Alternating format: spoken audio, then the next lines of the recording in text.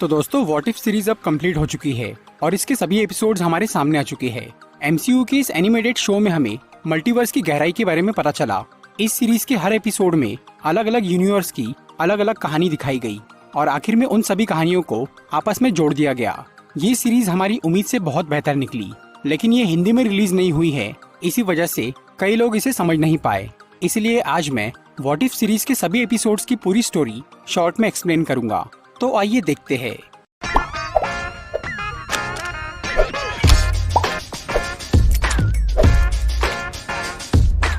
Video शुरू करने से पहले मैं आपको बताना चाहूंगा कि इस सीरीज में टोटल 9 एपिसोड है और हर एपिसोड की एक अलग कहानी है।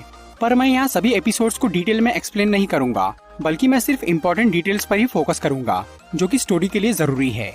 तो ये कहानी है मल्टीवर्स की, यानी कई सारे अलग अलग यूनिवर्स की। वैसे तो कोई भी इंसान या एलियन अपने ही यूनिवर्स को पूरी तरह देख नहीं सकता, लेकिन वॉचर एक ऐसा शख्स है जो कि सभी यूनिवर्स को अच्छी तरह देख सकता है। वॉचर एक बहुत ही पावरफुल बीइंग है और वो समय की शुरुआत से ही पूरे मल्टीवर्स पर नजर रख रहा है।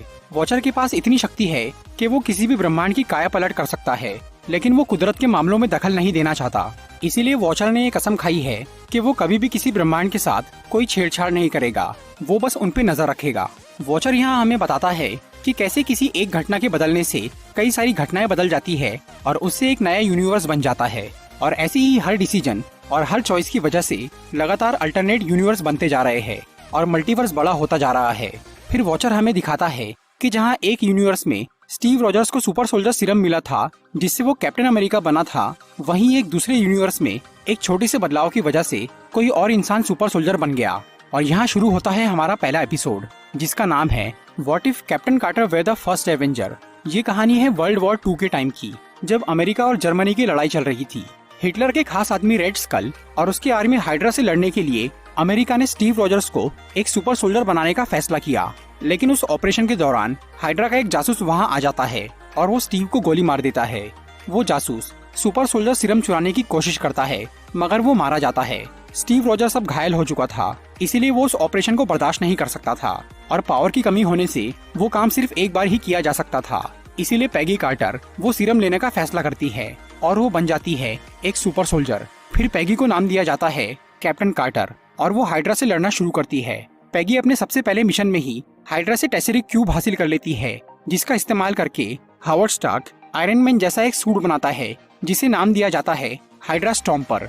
और क्योंकि स्टीव रॉजर्स सुपर सोल्जर नहीं बन पाया था, इसीलिए वो हाइड्रा स्टॉम्पर सूट स्टीव को दे दिया जाता है। और फिर पैगी और स्टीव मिलके हाइड्रा के खिलाफ लड़ते हैं, लेकिन एक मिशन के दौरान हाइड्रा वाले स्टीव को किडनैप कर लेते हैं, जिसकी वजह से उन्हें टेसरिक क्यूब वापस मिल जाता है। और तब रेड स्कल टेसरिक क्यूब से एक पोर्टल ओपन करके एक ऑक्टोपस मॉन्स्टर को अर्थ पे बुलाता है ताकि वो उसकी मदद से अपने दुश्मनों को मार सके, लेकिन वो मॉन्स्टर रेड स्कल को ही मार डालता है। फिर पैगी उस मॉन्स्टर को वापस उस पोर्टल में ढकेलती है और जब वो पोर्टल बंद हो जाता है तो पैगी भी उसमें ही रह जाती है। फिर लगभग 70 साल बाद सन 2012 में जब शील्ड के लोग टेसरिक क्यूब पर एक्सपेरिमेंट कर रहे थे, तो उससे एक पोर्टल ओपन हो जाता है और उसमें से बाहर निकलती है कैप्टन कार्टर, जो कि उस पोर्टल से टेलीपोर्ट होकर फ्यूचर में पहुंच गई थी। तो यहाँ खत्म होता है पहला एपिसोड। दूसरे एपिसोड का नाम है what if टचाला became a star Lord. यहाँ वॉचर हमें बताता है कि जहाँ एक यूनिवर्स में पीटर क्विल को अर्थ से किडनैप किया गया था और वो स्टार लॉर्ड बना था, वहीं दूसरे यूनिवर्स में योंडू के आदमियों ने गलती से वकांडा जाकर टचाला को किडनैप कर लिया। और क्योंकि टचाला को घूमने का शौक था, इसीलिए योंडू ने उसे अपने पास रख लिया और उसने टचाला से ये झूठ बोल दिया कि वकांडा तबाह हो चुका है। फिर बड़ा होकर टचाला बन जाता है स्टार लॉर्ड, एक ऐसा लुटेरा जो अमीरों से लूटता था और गरीबों में बांटता था। वो बहुत नेक दिल था और सब उसे पसंद करते थे, यहाँ तक कि उसने थेनोस को भी कन्विंस करके उसे यूनिवर्स की आधी पॉपुलेशन मिटाने से रोक दिया था। फिर नेबुला टचाला से मिलती है और वो उसे ये बताती है कि टेनेलियर टिवान यानी कलेक्टर के पास एम्बर्स ऑफ जेनेसिस नाम का एक ऑब्जेक्ट है जो कि किसी भी बंजर प्लेनेट को हरा भरा बना सकता है। और क्योंकि टचाला को सबकी मदद करना पसंद था, इसीलिए वो सोचता है कि वो उस ऑब्जेक्ट से पूरे गैलेक्सी की लोगों की भूख मिटा सकता है। इसीलिए टचाला अपनी टीम के साथ कलेक्टर के म्यूजियम में जाता है एम्बर्स ऑफ जेनेसिस चुराने के लिए। फिर वो सब कलेक्टर से लड़के काफी मुश्किल से वो एम्बर्स चुराते हैं। उसी मिशन के दौरान टचाला को ये पता चलता है कि उसका देश वकांडा अभी भी मौजूद है और उसके घर वाले आज तक उसे ढूंढ रहे हैं। और तब योंडू टचाला को बताता है कि वो उसका शौक पूरा करना चाहता था इसीलिए उसने उससे झूठ बोला। फिर टचाला, यॉन्डू और उसके सभी साथी वकांडा जाते हैं और अब टचाला न सिर्फ एक गैलेक्टिक हीरो बन गया था बल्कि उसके पास दो परिवार भी थे। तीसरे एपिसोड का नाम है what if the world lost its mightiest heroes. यहाँ वॉचर हमें बताता है कि जहाँ एक यूनिवर्स में निक फ्यूरी ने कुछ हीरोज को जमा करके एवेंजर्स की टीम बनाई थी, वहीं दूसरे यूनिवर्स में जब निक फ्यूरी उन हीरोज को जमा करने की कोशिश करते हैं तो वो सब हीरोज किसी रहस्यमय तरीके से मारे जाते हैं। सबसे पहले जब ब्लैक विडो टोनी स्टार्क को एक दवाई का इंजेक्शन देती है तो वो मर जाता है। दूसरी तरफ जब थॉर अपना हथौड़ा लेने शील्ड के अड्डे पर आता है तो वो गलती से हॉकाई के हाथों मारा जाता है। फिर जब हॉकाई को जेल में डाला जाता है तो वो भी अचानक मर जाता है। फिर नताशा इन मर्डर्स की इन्वेस्टिगेशन करना शुरू करती है और वो ब्रूस बैनर से मिलने जाती है क्योंकि निक फ्यूरी ने हल्क को भी अपनी टीम में शामिल करने का सोचा था, लेकिन तभी हल्क भी अचानक बहुत बड़ा होकर फट जाता है और मर जाता है। दूसरी तरफ थॉर की मौत की वजह से लोकी धरती पर आ जाता है और वो धरती को तबाह करने की कोशिश करता है, लेकिन निक फ्यूरी उसे समझाते हैं कि थॉर को उन्होंने नहीं मारा बल्कि किसी और ने मारा है और वो उस कातिल का पता लगा रहे हैं। इसीलिए वो लोकी से थोड़ा टाइम मांगते हैं। उधर नताशा को उस कातिल का पता चल जाता है, लेकिन वो भी मारी जाती है, पर मरने से पहले उसने निक फ्यूरी को इन्फॉर्म कर दिया था। और तब निक फ्यूरी एक कब्रिस्तान में जाते हैं जहाँ होप वैन डायन की कब्र थी, क्योंकि उन सब मर्डर्स के पीछे होप की पिता हैंक पिम का हाथ था। फिर हैंक पिम वहाँ आकर निक फ्यूरी को ये बताता है कि उसने ये सब क्यों किया। हैंक की बेटी होप पहले शील्ड की एक एजेंट थी और वो एक मिशन के दौरान मारी गई थी और हैंक उसकी मौत के लिए शील्ड और निक फ्यूरी को जिम्मेदार मानता था। इसीलिए उसने निक फ्यूरी से बदला लेने के लिए एंटमैन सूट का इस्तेमाल करके उन सभी हीरोज को मार डाला और अब वो निक फ्यूरी को भी मारने वाला था। लेकिन यहाँ लोकी ने फ्यूरी का रूप लेकर हैंक पिम को हरा दिया, पर अब लोकी वापस जाने की बजाय धरती पर कब्जा करने के लिए यहीं पर रुक जाता है और लोकी को रोकने के लिए निक फ्यूरी कैप्टन मार्वल को बुलाते हैं और वो स्टीव रॉजर्स को बर्फ से बाहर निकालते हैं। चौथे एपिसोड का नाम है what if doctor strange lost his heart instead of his hands. यहाँ वॉचर हमें बताता है कि जहाँ एक यूनिवर्स में डॉक्टर स्टीवन स्ट्रेंज ने एक एक्सीडेंट में अपने हाथों को खोया था और फिर वो एक जादूगर बना था, वहीं किसी और यूनिवर्स में जब डॉक्टर स्ट्रेंज अपनी गर्लफ्रेंड क्रिस्टीन पामर के साथ डेट पर जाता है तब उसका एक्सीडेंट हो जाता है, जिसमें स्ट्रेंज को तो कुछ नहीं होता मगर उसकी गर्लफ्रेंड मारी जाती है। और अपने इस गम को भुलाने के लिए डॉक्टर स्ट्रेंज कमरताज पहुंच जाता है और वो एक महान जादूगर बन जाता है। वहाँ वो टाइम स्टोन को कंट्रोल करना सीख जाता है, जिससे वो आगे जाकर डोरमामू को भी हराता है। मगर इस सब के बाद भी वो अपनी गर्लफ्रेंड को नहीं भूल पाता और फिर वो एक रात टाइम स्टोन का इस्तेमाल करके वापस पास्ट में चला जाता है अपने उस एक्सीडेंट के पहले के टाइम में। मगर इस बार भी क्रिस्टीन एक्सीडेंट में मारी जाती है, इसीलिए डॉक्टर स्ट्रेंज फिर से टाइम को रिवर्स करता है, लेकिन क्रिस्टीन फिर भी मारी जाती है। वो बार बार टाइम को रिवर्स करता है, लेकिन हर बार क्रिस्टीन किसी न किसी कारण से मरती जाती है। और तब एंशिएंट वन वहाँ आकर डॉक्टर स्ट्रेंज को ये बताती है कि क्रिस्टीन पामर की मौत उस यूनिवर्स का एब्सोल्यूट पॉइंट है जिसे बदला नहीं जा सकता, क्योंकि क्रिस्टीन की मौत की वजह से ही डॉक्टर स्ट्रेंज एक जादूगर बना था और उसने टाइम को रिवर्स किया था और अब वो घटना बदली नहीं जा सकती। लेकिन डॉक्टर स्ट्रेंज इस बात को नहीं मानता और वो उस एब्सोल्यूट पॉइंट को बदलने पर तुल जाता है। फिर वो पास्ट में जाकर एडवांस मैजिक सीखता है और वो बहुत सारे मॉन्स्टर की पावर एब्जॉर्ब कर लेता है ताकि वो उससे एब्सोल्यूट पॉइंट को बदल सके। और आखिर में जब वो बहुत पावरफुल बन जाता है तब वो क्रिस्टीन को वापस जिंदा करता है, लेकिन क्योंकि उसने एब्सोल्यूट पॉइंट को बदल के कुदरत के नियमों को तोड़ा था, इसीलिए उसका पूरा यूनिवर्स ही बर्बाद होने लगता है। और तब डॉक्टर स्ट्रेंज को अपनी गलती का एहसास होता है और वो वॉचर से मदद मांगता है। डॉक्टर स्ट्रेंज बहुत पावरफुल बन गया था, इसीलिए वो वॉचर को देख पाता है और उससे बात कर पाता है, लेकिन वॉचर उसकी मदद नहीं करता। फिर वो यूनिवर्स बिल्कुल सिकुड़ जाता है और क्रिस्टीन फिर से मर जाती है और डॉक्टर स्ट्रेंज उस यूनिवर्स में अकेला रह जाता है। पांचवें एपिसोड का नाम है व्हाट इफ ज़ॉम्बीज। इस यूनिवर्स में हैंक पिम अपनी बीवी जेनेट वैन डायन को क्वांटम रियाल्म से बाहर निकालने के लिए वहां जाता है, लेकिन क्वांटम रियाल्म में जेनेट एक वायरस के कांटेक्ट में आ गई थी जिससे वो एक ज़ॉम्बी बन गई थी। और जब हैंक उससे मिलता है तो जेनेट उसे काट के उसे भी ज़ॉम्बी बना देती है। फिर जब ज़ॉम्बी हैंक और जेनेट वहाँ से बाहर निकलते हैं तो वो वायरस पूरे देश में फैल जाता है, जिससे सब लोग ज़ॉम्बी बन जाते हैं। इसके 2 हफ्ते बाद ब्रूस बैनर थैनोस से बच के धरती पर पहुंचता है और वो सबको थैनोस के बारे में बताने की कोशिश करता है, लेकिन तब तक उसके सभी दोस्त ज़ॉम्बी बन गए थे और वो उसे मारने की कोशिश कर रहे थे। पर तभी होप और स्पाइडरमैन वहाँ आकर ब्रूस को बचा लेते हैं और वो ब्रूस को सब कुछ बताते हैं। धरती पर अब कुछ ही लोग बचे थे जो कि उस वायरस की चपेट में नहीं आए थे, जिनमें पीटर पार्कर, होप वैन डायन, शैरन कार्टर, बकी बार्न्स, हैप्पी होगन और ओकोय जैसे लोग शामिल थे। फिर उन सबको ये पता चलता है कि किसी ने न्यू जर्सी में उस वायरस का इलाज ढूंढ लिया है। इसीलिए वो सब न्यू जर्सी के लिए रवाना होते हैं। लेकिन रास्ते में कई लोग ज़ॉम्बी का शिकार बनते जाते हैं और सिर्फ कुछ ही लोग न्यू जर्सी पहुंच पाते हैं। वहां पर उन्हें टचाला और विजन मिलते हैं। विजन सबको ये बताता है कि उसके माइंड स्टोन के रेडिएशन से ज़ॉम्बीज का इलाज किया जा सकता है और उसने उससे स्कॉट लैंग यानी एंटमैन को ठीक किया है। पर वहाँ पर ऐसी टेक्नोलॉजी नहीं थी कि जिससे माइंड स्टोन के रेडिएशन को पूरी दुनिया में फैलाया जा सके। इसीलिए टचाला वकांडा जाने का फैसला करता है और तब विजन अपना माइंड स्टोन निकाल कर उन्हें दे देता है। वहाँ ज़ॉम्बीज को रोकने के लिए कई लोग अपनी कुर्बानी देते हैं और आखिर में पीटर, स्कॉट और टचाला एक प्लेन लेकर वकांडा जाने लगते हैं। पर वकांडा में पहले से ही थैनोस पहुंच गया था और वो भी एक ज़ॉम्बी बन चुका था। उसके पास 5 इन्फिनिटी स्टोन्स थे और वो माइंड स्टोन का इंतजार कर रहा था।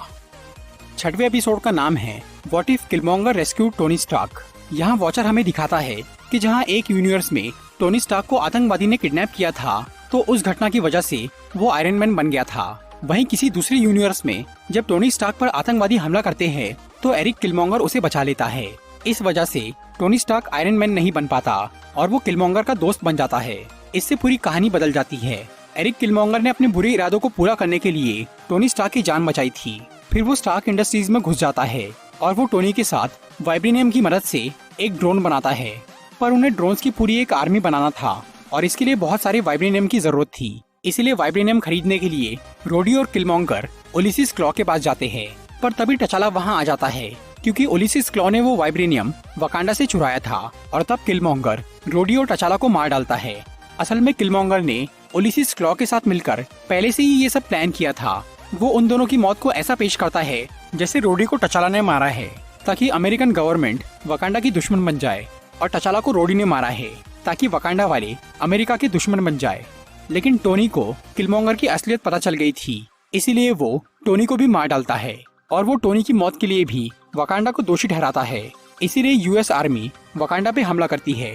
पर किलमॉन्गर ओलिसिस क्लॉ को मार के वकांडा वालों का भरोसा जीत लेता है और वो उनके साथ मिल जाता है। फिर वो यूएस आर्मी को हराने में वकांडा की मदद करता है। इस वजह से वकांडा के राजा एरिक किलमॉन्गर को नया ब्लैक पैंथर बना देते हैं। 7वां एपिसोड है what if Thor were an only child. इस यूनिवर्स में ओडिन लोकी को गोद लेने की बजाय उसे उसके पिता को दे देते हैं। इसीलिए थॉर ओडिन का इकलौता बच्चा रह जाता है और इकलौता होने की वजह से वो काफी बिगड़ जाता है और वो बहुत अय्याश बन जाता है। वो हमेशा पार्टी और मस्ती करता रहता है। फिर एक बार जब ओडिन गहरी नींद में सो जाते हैं और थॉर की माँ फ्रीगा कहीं बाहर चली जाती है, तब थॉर अपने दोस्तों के साथ धरती पर पार्टी करने के लिए आ जाता है। यहाँ उसे जेन फॉस्टर मिलती है जो कि उसकी अच्छी दोस्त बन जाती है। फिर थॉर यहाँ कई सारे एलियंस को बुलाकर बहुत हंगामा करना शुरू करता है। इसीलिए शील्ड के लोग उसे रोकने के लिए कैप्टन मार्वल को यहाँ बुलाते हैं और तब कैप्टन मार्वल और थॉर की लड़ाई शुरू हो जाती है। पर इस सब के बावजूद भी थॉर और उसके दोस्त नहीं रुकते। इसीलिए शील्ड वाले कैप्टन मार्वल की मदद से थॉर को एक वीरान जमीन पर ले जाते हैं और वहाँ वो उस पर न्यूक्लियर मिसाइल छोड़ने वाले होते हैं। लेकिन तभी जेन फॉस्टर हाइमडल से कांटेक्ट करके एसगार्ड पहुंच जाती है और वो थॉर की माँ फ्रीगा से मिलती है। फिर जेन फ्रीगा से थॉर की शिकायत करती है। इसीलिए फ्रीगा धरती पर आने का फैसला करती है। इस वजह से शील्ड वाले वो न्यूक्लियर मिसाइल फायर नहीं करते और तब थॉर अपनी पार्टी रोक के अपने दोस्तों के साथ सारी गड़बड़ ठीक कर देता है। फिर जब फ्रीगा धरती पर आती है तो थॉर और उसके दोस्त पढ़ाई करने का नाटक करने लग जाते हैं। बाद में थॉर जेन के साथ डेट पर जाने का सोचता है, लेकिन तभी उसके सामने एक पोर्टल खुलता है और उसमें से कुछ रोबोट्स बाहर आते हैं जिनका लीडर था अल्ट्रॉन और उसके पास पूरे 6 इन्फिनिटी स्टोन्स थे। ये सब कैसे हुआ इसके बारे में हमें अगले एपिसोड में पता चलता है।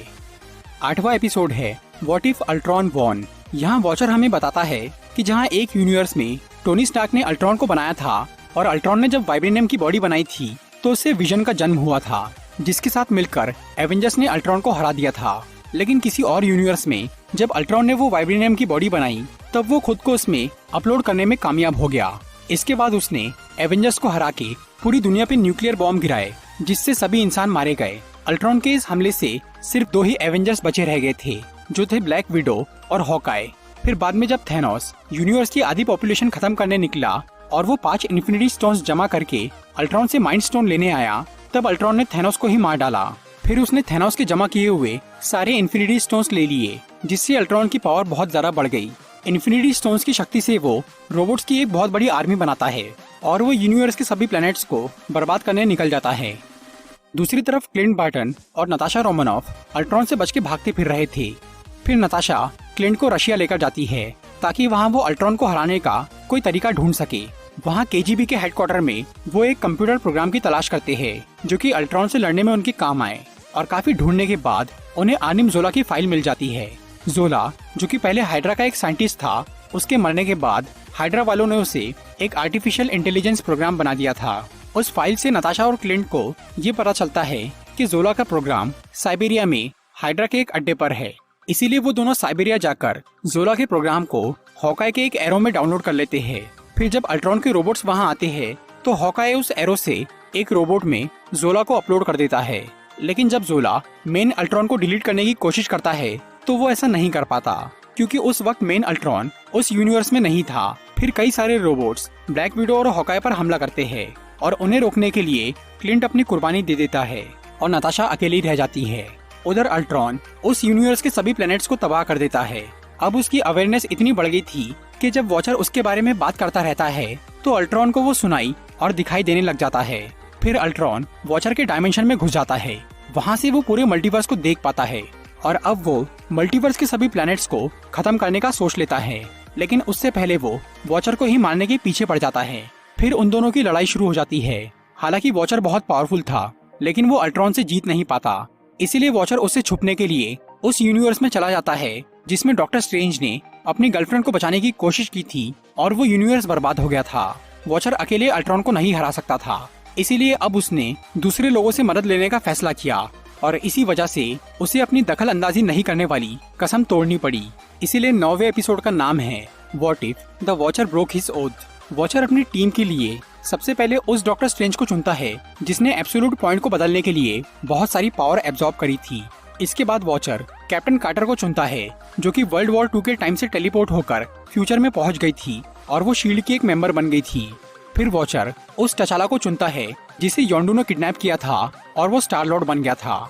इसके बाद वो एरिक किलमोंगर को चुनता है जिसने टोनी स्टार्क को मारा था और वो वकांडा का राजा बन गया था। इसके बाद वॉचर एसगार्ड के इकलौते राजकुमार यानी पार्टी करने वाले थॉर को चुनता है। फिर वो एक यूनिवर्स की गमोरा को चुनता है जिसने थेनोस को मार के इन्फिनिटी स्टोन्स तबाह किए थे।